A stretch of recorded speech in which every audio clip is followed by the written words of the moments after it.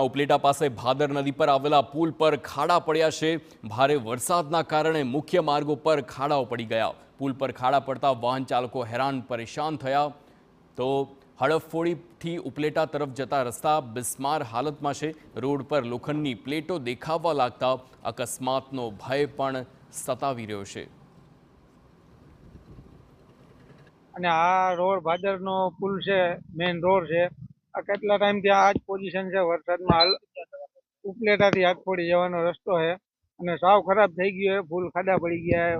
વાહનવાળા accident હાલતા ચાલતા થાય છે। વરસાદના કારણે બધું ધોવાઈ ગયું છે અને કોઈ પણ જાતની કામગીરી કરવામાં આવી નથી આ રોડ માટે। આ રસ્તો છે અમારો રોજનો અપડાઉનનો રસ્તો છે અને ખૂબ પહેલા પણ થોડો બિસ્માર હાલતમાં હતો અને આ કુદરતી કહેરના કારણે રસ્તાની હાલત છે બહુ, ખાડાઓ ખૂબ ઊંડા ખાડાઓ પડી ગયા છે અને વાહન ચાલકોને પારાવાર મુશ્કેલીઓ થાય છે।